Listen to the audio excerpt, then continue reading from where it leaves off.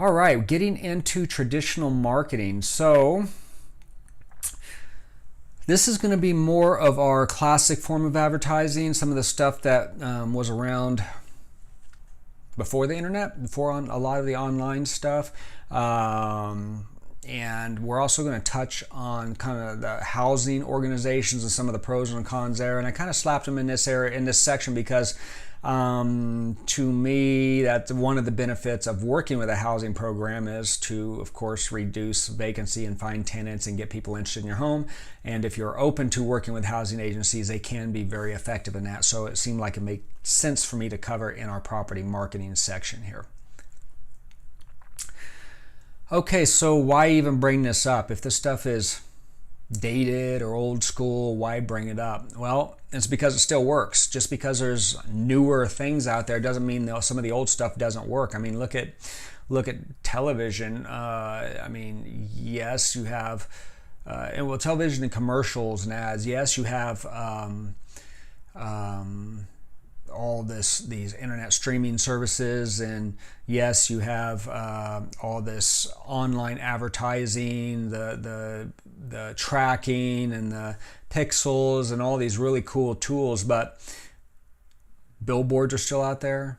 Television are still doing commercials. You know, people are still buying ads for like Super Bowls. Why? Because there's a lot of people watching, and it works. I mean, it's a medium that's proven itself time and time again, and it has a much longer history than some of this newer online marketing stuff. Which the online marketing stuff is great, but don't forget about the other stuff. And again, it's a holistic picture here. You know, don't exclude this traditional stuff just because you're doing the online. Use it all, because all that's going to do is maximize the chances of generating the traffic you need to get more app tours and more applications and get that home leased quicker.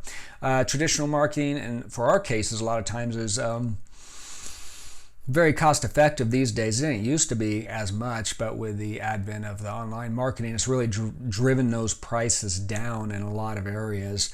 And then, you know, especially if you're working with the housing community, some of these housing groups, some of these housing placement organizations, for some people that's a very satisfying type experience as well. I mean, because when I say housing organizations, it could be Section 8, but it's not just Section 8. I mean, you know, there's VA programs, there are like Red Cross programs that relocates people when they run into disasters. There's you know, programs designed to help pull women out of trafficking programs. There's all kinds of programs out there that landlords can be involved with and produce a steady form of traffic and tenants. And a lot of times these organizations pay a lot of that rent as well, so it can stabilize your income.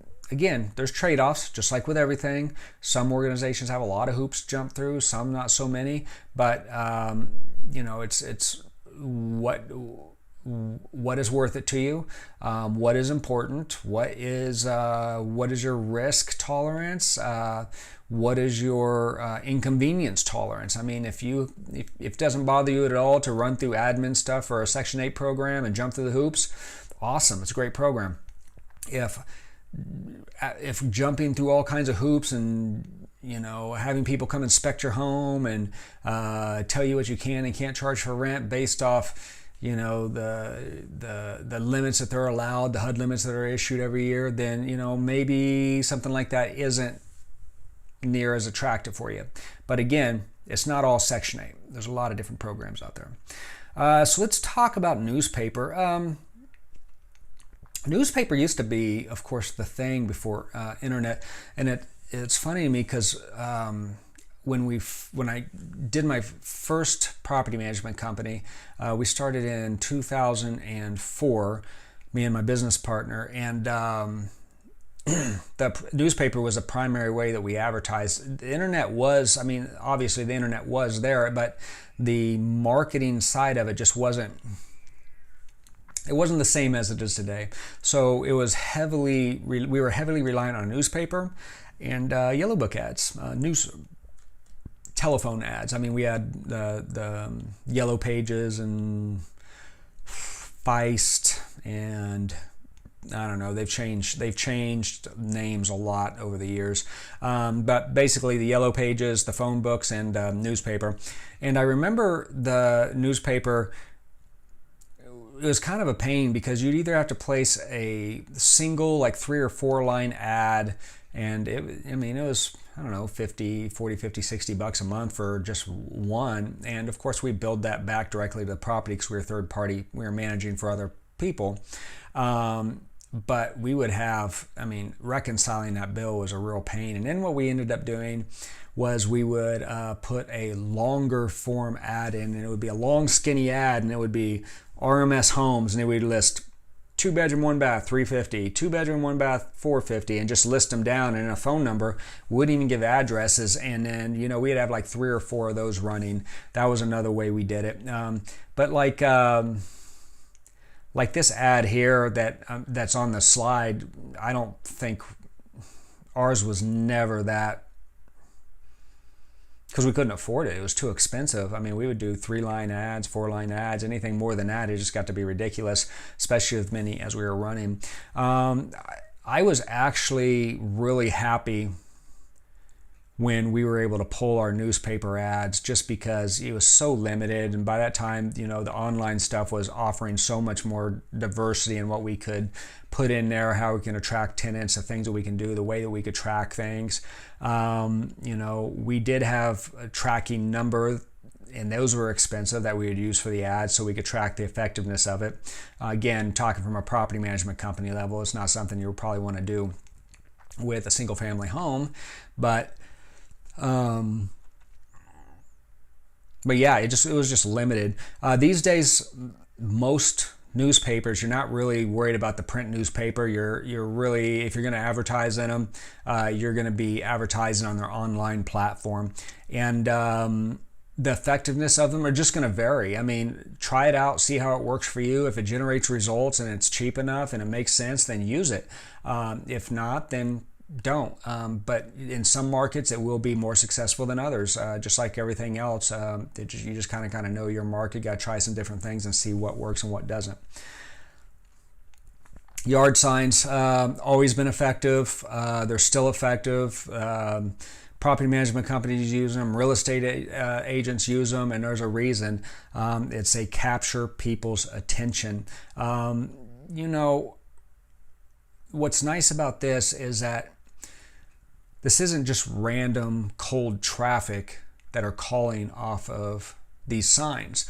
It's people that are in that neighborhood for a reason. They're there visiting their parents or their friends, or they're passing by the neighborhood because they're taking their kids to school. There's a reason they're through that neighborhood. So in that aspect, that respect of it, it's not a cold market. It's people that are there for a reason. When they see that, if they are in the market to rent, then that becomes very attractive for them, because then that's less that they have to travel. Maybe it's closer to the school or their friends or family or whatever it may be, but there's some sort of connection there, so it makes that a little stronger. And I love drive-by traffic. Generally speaking, drive-by traffic tours are people that come and look at the property based off drive-by traffic tours have always been been more successful, been able to lease to them because they already know the neighborhood. They know a lot of the objections are already out of the way. And when you can get cheap disposable for rent signs from like your Home Depot, Lowe's, Menards, if that's in your area, or you can cough up a little bit of money, $50, $75, $100, and get more durable aluminum, or there's different material builds for these signs, which will last and eventually will pay for itself. I like the more permanent signs just because it makes it look a little more professional. Plus, it's easier to read, like the phone numbers or whatever else. And you can use a tracking number on these as well. You can actually put a website. You can go get a domain even if you want to, and just have that domain forwarded to your listing site, and that way you can track the traffic off of that as well as another way. Because I'm again, coming from the perspective of a property management company, I like and I was also responsible for the money of my clients and how that was spent. I like to make sure that the money we were spending on marketing and other things had a practical effect, and that I could demonstrate that to the client. If they said, well, hey, you charged me $75 for this marketing, I'm like, yeah, and here's the results of that. It generated 75 leads. Out of those leads, we got 7 extra tours. Out of those 7 tours, we were able to lease it. Last time your property was vacant, it took us 30 days. This time it was 12. I think this marketing helped you. And they were always like, perfect. But if you go into that scenario and say, yeah, it was for this marketing, and that was it, and you didn't have anything else to back it up, yeah, it didn't work out very well. So I was huge on tracking, especially marketing for my clients. But I like signs. Signs are great and very effective. They work, and they're cheap, all things considered. Okay, property flyers. So property flyers, I like spending a little time on. I like making them look nice, obviously. Same thing with kind of like you remember our property headline and our property description and our property photos and the property floor plans, all of that. All of that stuff is used right on the property marketing flyer. It's great because you can use them to go to like the local businesses and hand them out. It's great to drop off like at real estate offices, and you can even go to a real estate agent's office and say, hey, listen, I have this thing for rent. Here's some flyers. You send me a qualified somebody that leases. I'll pay you a $500 referral fee or whatever. It's just another way to gin up traffic that way as well. But the other thing I really like them for is that I include them as part of my rental application packet. And we'll get into this as well when we get into the leasing process and screening. But there is a component of discrimination where somebody can say, hey, you discriminated against me based on this protected class. And the way that you did this is you told this white male that, and I'm just using examples, you told this white male that you would rent this place to them for $1,000, but because I am a single mother with a kid and you don't want kids, you told me $1,200. Well, if you have a property flyer like this and you include this as part of your rental application, that is kind of documentation saying, no, that's not, I'm sorry if that's what you recall out of that, but the application packet I gave you had the screening criteria, had the security deposit policy, had the rental application, it had the property flyer, and it was the same property flyer. You got the same exact information as everybody else that came and took a look at that property. And it was the same information, it was the same price, nothing changed. So what it does is it provides the ability to document that you're providing the same information to anybody regardless of what their situation is, if they're a protected class, if they qualify, they don't qualify. It's just one more way that we can prepare our foundations to eliminate issues before they even begin. And I have had situations where people have made those type of claims against communities that I've been a part of in the past. So it does happen. It has happened. That's a very real situation. There's a lot of different places you can do these. I mean, the Word has, just type in our templates, property flyer. They have them there, but there's a lot of different places out there that make them. You can make up your own. You can go to Canva and make them. Pages, which is the Word equivalent on the Mac, I believe. All those have templates. Just grab them, slap your pictures in there, slap your information in, and if you want to adjust it from there, you can. But it's just a great way to communicate and cover your bases at the same time on the fair housing front. Love property flyers. Referrals, we talked about the real estate agent referrals.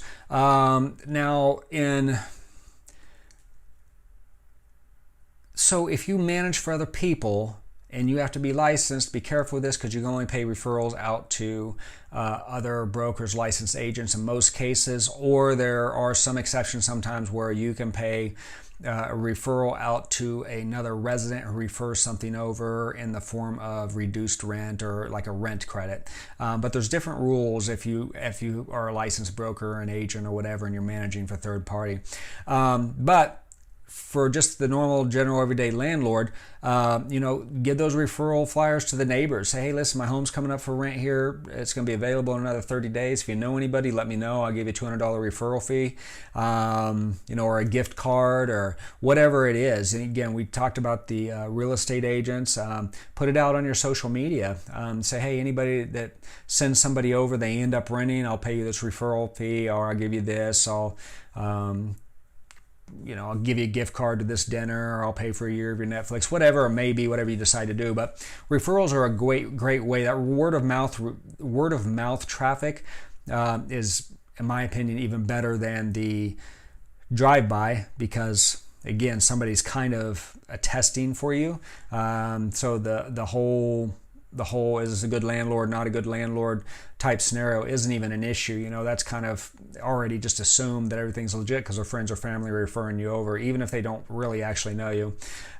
So it helps. Word of mouth is a great way to advertise, and this is a good way to gin that up, especially if you're utilizing your social media to do that.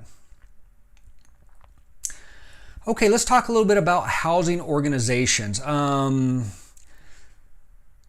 So local housing programs, they are always looking for landlords to work with. In some areas, they have a really hard time finding landlords to work with because, to be quite honest with you, some of these programs are difficult to work with. There's a lot of red tape on some of these things, which on one end is a real pain, but on the brighter side of it, if you are able to put processes into place and minimize some of the headache of this, it's just a wealth of potential tenants, quick tenants. A lot of, especially it's in the Phoenix market on the apartment community side, the communities that are like public housing, work with Section 8 programs, things along those lines. It's always kind of interesting to me to hire property managers that work those properties into a regular apartment community, because you have to teach them how to market. They have no experience with marketing because you don't have to do it.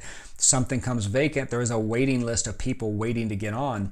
And in some communities, some areas, there's always going to be a certain level on these organizations, especially like Section 8 and some of these other programs, that you're going to have, just like anywhere else, you're going to have a certain percentage of those tenants that are not going to be pleasant. They're going to give you problems. They're going to mess your place up, but you still get to screen them the same way. And really, if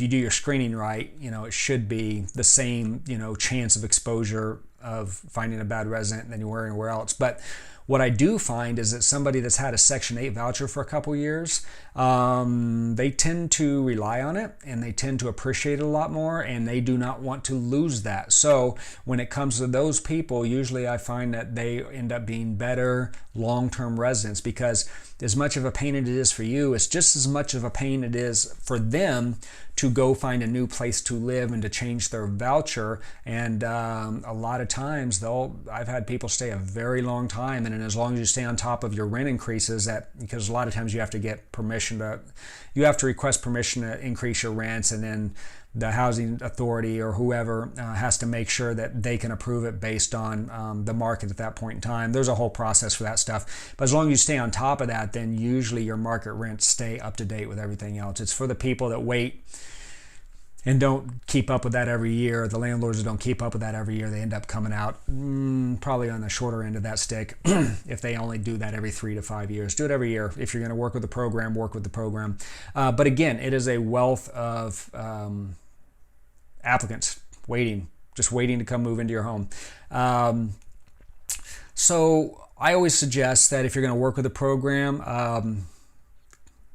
don't do the online thing. If you can get down there, if you can talk to people, get to know somebody, get a contact with an organization, get to know the inspectors, things along those lines. Because I've noticed, they're human. If you have a relationship with the person that's coming over to inspect your home and they find something, rather than writing up a report and say, fix this, they know they can trust you. If they have a relationship with you, they'll be like, hey, just get that electrical outlet swapped. We're going to go on and pass this, but get that swapped.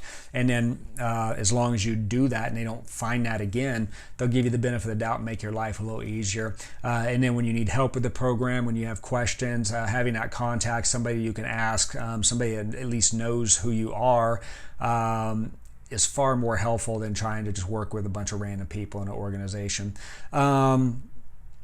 They always seem to have big community boards as well. Not that you necessarily need them, because again, they usually have waiting lists. But on the apartment side of things, I don't know how many times I went down to a Section 8 office or a VA office or something else and put those types of flyers where you can rip off the number on their community board, and I get all kinds of leads from that. And it's not just people that are on the housing, the Section 8 vouchers, but a lot of times they'll go in there to do their appointments and their families with them. They're like, oh, hey, there's some housing, and then they'll find out that maybe they're going to live there too, and so they'll grab it, and so it does generate leads that way as well.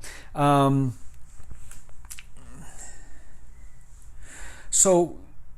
then there's always kind of the being where your customer is type deal, finding out where if people don't, because you have to qualify for Section 8, and then so find out from those people. What do you do? What do you tell people? Where are the people going that don't qualify for Section 8 or work themselves out the program, public housing or whatever? Find out what they're doing, and then try to be there and try to figure out how you can focus your marketing there. And again, we're talking in terms of finding ways to attract potentially qualified tenants. We're trying to get the phone to ring. We're trying to show the home to people that are qualified to do it. We don't want to waste our time, but we want to open up that applicant pool as much as possible. So these are just a lot of different ways that we can, really expand our pool. Because again, if we're working with a pool like this, yeah, maybe we'll get some leads. Maybe there's 2 or 3 or 4 here in a month.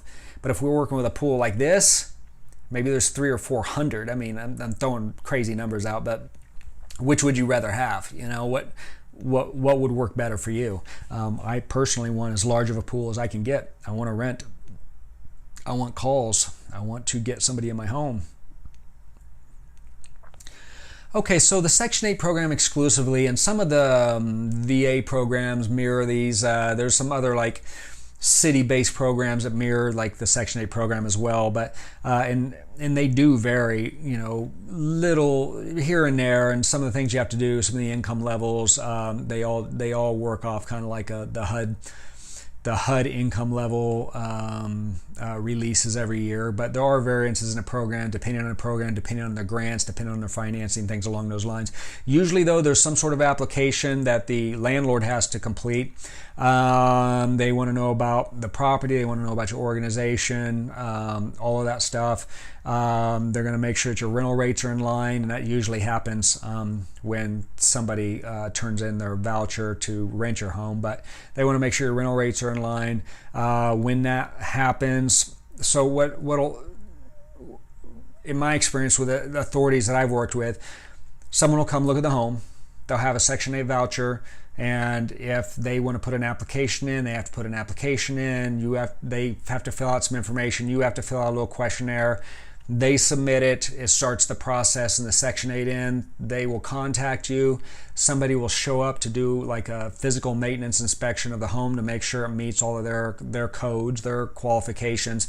And then once that passes, they'll give you how much that person's going to be paying, how much Section 8 is going to be paying, give you all the information. You do the move-in date, you sign the lease agreement. A lot of times you have to sign a contract, Section 8 agreement as well. And then at some point, because usually payment is immediately, some point in the next 30 to 45 to 60 days, depending on the agency, you will receive all the prorated rents, the first month rent, and then you should get it pretty consistently after that. Most of them that I've seen these days is all ACH, direct deposit now. It used to be, when I first started, it was all checks. You'd wait for that check to get there, and it would list all the tenants and how much they're getting. But now it's all pretty much, ACH, and then at least once a year, and some maybe more depending on where you're at, but at least once a year, usually at renewal time, an inspector will have to come back out. They'll have to, before they renew the lease and renew the contract, they'll have to re-verify that all the maintenance is still good, no repairs are needed, and if there are, they'll give you a list of things they want you to do. You do it as a landlord, and then they'll reapprove it, and then another year goes through. So the only other caveat there is that if you want to raise rents, you have to basically, there's a process you go through, you have to fill out a form, and there's probably some questions on why you want to raise them, how much you want to, what's your justification for raising them, all that good stuff. But usually it's a pretty standard deal, and whether it's 1 or 3 or 5%, there's usually a cap too, which is why it's important to do it every year as opposed to wait every 3 to 5 years before you go through the hassle of it, because by then there's usually a cap, and if that rent has increased, let's just say, if you would have done it every year for 5 years, it would have been 3% per year. But if you do it on year 3 only, then you're capped at that 3. So you'd lose all that other rent that you could have actually had and then been behind the market a little bit for that resident. Which if they moved out and you went to re-rent it and raised your rent that way, that would be fine. But if you're looking for retention, you're jumping through the hoops anyway. You might as well get paid as much as you possibly can for that situation.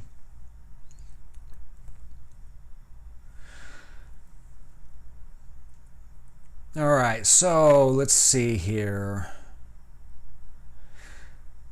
Yeah, this just can kind of continue on, and we covered some of this. But again, the section applicants go through the same process as everybody else. So you have the extra added layer of the housing authority stuff, but they go through the same screening. They have to meet the same criteria. Everything is the same. And you want to make sure that you hold them to the same standards as well. And then we talk about the inspections and everything, the quarterly, annual, initials, those types of things as well. But you treat them just like any other resident. The only difference is you have to jump through some extra hoops in order to get that kind of guaranteed rent, for lack of better words. Some of the pros of the Section 8 program, you got your steady income, of course, is one of them. Depending on how much they pay, it's nice to know that you're not going to have to worry about that. If the tenant is not a great tenant and they do not comply with the rules of the program, or they damage your home and they don't fix it, or they don't pay their bills, you evict them, they can lose their voucher. So for the tenants that have come to rely and appreciate it, that is a big deal, and it's something that helps the landlord out a lot in terms of making sure it's kind of the carrot and stick deal. This is the stick. You don't want to lose this. Let's get this fixed up. Let's see here. Again, most programs have a waiting list. We've been concentrating on a Section 8 program, but we'll hit some of these others here in just a minute. And then the one thing you do have to watch out for is in your area, and it wouldn't take much to find out. Just do a quick internet search, or even call the housing authority or whatever the local fair housing organization is, civil rights commission, whatever they call them in your city. If income is a protected class, 9 times out of 10 you have to accept Section 8 anyway. You can't even deny it because Section 8 is a form of income. Therefore, you cannot discriminate based on like saying you don't take Section 8. And that is a real thing. So just make sure to know your laws in your area as well. Some of the cons: a lot of red tape, a lot of hoops to jump through. Again, you can minimize the headache of a lot of these just by having processes in place. Once you get used to it, it's really not that big of a deal. Yeah, there's some extra steps you have to take, but you just have to make a decision. Is the steady income and the pros of the program worth it? Again, those initial payments are generally delayed. Nothing super unreasonable, but they have to get their paperwork back, they have to get it in, they have to go through the process. So I would say on average probably 45 days from the point of move in, but you will get your prorated rent, and usually that first month rent, and by the time the second month rent come around, they're on track, and those payments are coming in pretty steadily. There are limits to what you can charge for rent and fees, but the good thing is that usually they're pretty well in line with what market is. So it's not like if markets for that particular type of unit is $1,200, it's not like they're saying, well, here's $600, take it or leave it. That generally isn't the case. They usually do stay up to date pretty well with the market, and sometimes they're a little slower to adjust. I know that, especially through the COVID and post-COVID, and when the market started going all crazy, it took them a little while, at least in this area, in the greater Phoenix area, to adjust those income limits, but they have their hoops they have to jump through too, because a lot of this stuff comes down through HUD, because they're generally like HUD sponsored organizations and programs, but they do adjust, they do get there. Let's see here, what else? Sometimes, well, there's a perception at least that they're higher risk tenants, and that there's a higher potential for property damage and other issues. I will absolutely say that is 100% true with certain programs. Section 8, that depending, I think that really kind of depends on your area. I think that goes back and forth, but it also depends on what type of vouchers you're getting. In my opinion, if you're getting year 1 and year 2 vouchers, and you really can't, if you're going to accept them, you have to accept them, but if you're getting people that have had vouchers for 3, 4, 5 years and are on the program, and I mean they've come to rely on it, that's generally not the people I have problems with. It's more the first-time voucher holders. Maybe this is their second place, and they're a lot of times younger, and they just don't appreciate it as much, and so that's usually where I see there being issues. Now, having said that, I've never really found a way to screen for that, because I mean, if you accept Section 8, you accept Section 8, and if they pass your criteria, they pass your criteria, and since you can't discriminate on age, then nothing you can really do about that. But at the very least, you could be a little more aware of it, and if they are younger, and if they are a first-time voucher holder, then you'll pay attention a little more maybe, and just make sure to catch the damage as it's happening, because then you can get them to either pay for it earlier on. Don't wait till the end of the lease. Get them to pay for it earlier on. If they don't pay for it, then go to the housing authority and get them out of there, and they'll lose their voucher, theoretically. There's some housing agencies out there that it's like pulling teeth to get somebody knocked off their voucher, even after evictions and everything else. It just is what it is. Again, you have to get pre-approved for agency for rent increases. Again, it's usually just filling out a request form and just staying on top of that every year. It's not that big of a deal. And then you have your inspections, and 9 times out of 10, the inspections aren't that big of a deal either. I mean, they'll find some stuff, and sometimes you may feel like they're nitpicking, but usually the nitpick stuff it's small stuff. It's not that big of a deal. I mean, you can knock most of it out probably within an hour or two, and a couple little small pieces. The trade-offs for me, especially on certain properties, are well worth it. But again, it's if Section 8 is an option and not mandatory, figure out what works for you. Make your own decision. Maybe try it out. See if it's something you could tolerate. See if it's something you like. I mean, some people, that's all they'll do is Section 8 and housing-based programs, just because you don't have to worry about marketing. Yeah, there's other things you have to worry about, but vacancy loss, it's not that big of a deal in terms of getting your unit rented.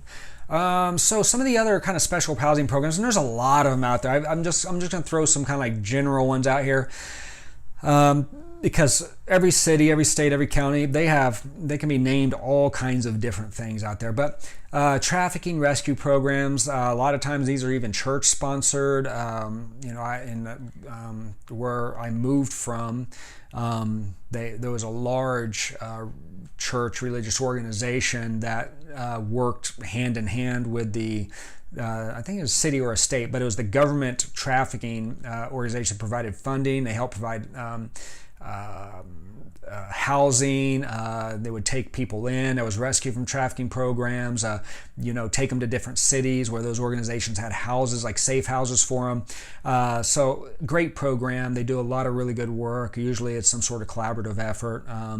VA programs. I really like VA programs. They work a lot of times very similar to Section 8 programs. I have had trouble on some VA programs, and I think it kind of, I don't know, it's tough to say. It's because one of the challenges of the VA program is a lot of the folks that you are providing housing for have issues of some sort or another, that's generated from, I worked with a lot of, when we first got in, I worked with VA programs, and a lot of them were like Vietnam vets who, had obviously gone through some stuff, and they struggled in life just in general. So they're, addiction, alcoholism, and they're, back and forth. I mean, good people, but they would run into the challenges.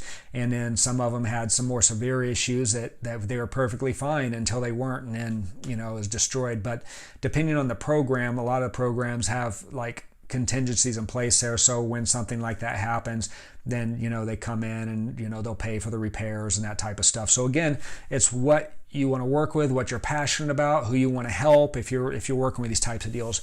Inmate reintegration programs. This is a very interesting one.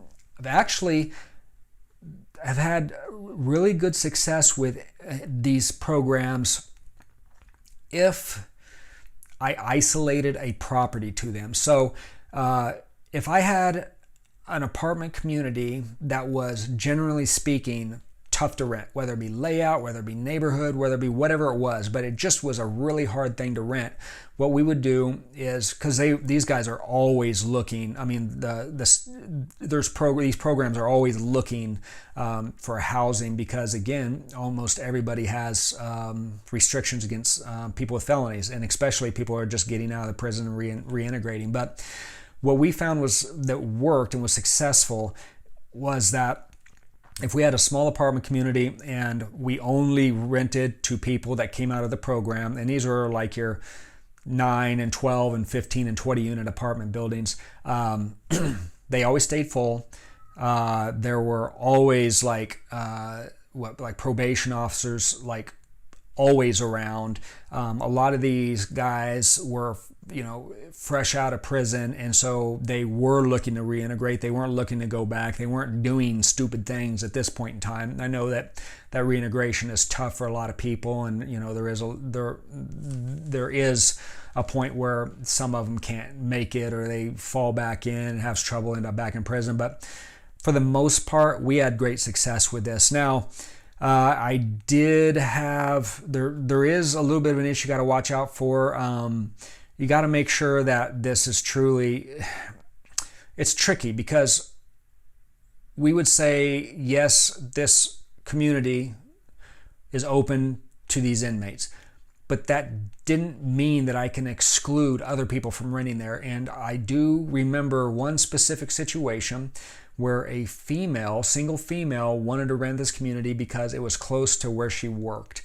And we were very transparent with her. We disclosed everything, and we said, look, this is what we have available. Yes, it's open to rent. We are working with this program. We do not screen for any of the convictions here because they are fresh out of prison. This is our personal thoughts on it. I don't really like this for you, but it's your choice. Again, I'm not going to steer that person. I can't steer, it's illegal. But we made sure this person knew what they were getting into. And they were like, not a problem, I don't care, none of that stuff matters to me, there's not going to be any issues. And there was an issue, and what we did for her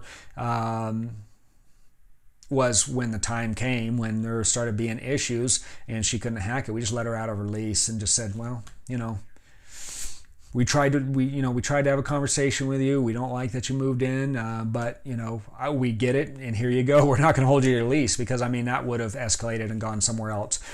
So we got her out of there. That was one of the issues I had with that, is that I couldn't just isolate to that program and keep other people from renting it, just because. Again, you can't discriminate. But other than that, a lot of success on that. Senior housing. We talked about senior housing in the fair housing module, 55 and older, 62 and older. 55 and older, I think, if I remember right, it's 80% of the property has to have be 55% and older, and there's other criteria. 62, I think it's 100% with a few exceptions. Financing, the type of financing and grants make an impact there as well.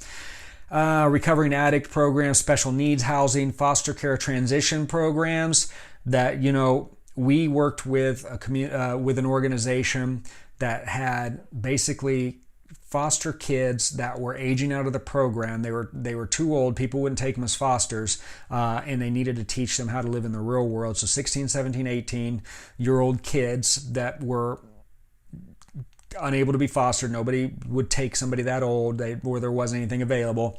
And so they are transitioning them and teaching them how to live independently. And so we had a whole small apartment community that we rented out to. And in that case, we rented the whole community out to the organization, and they put their own people in. So therefore, we could keep that one exclusive.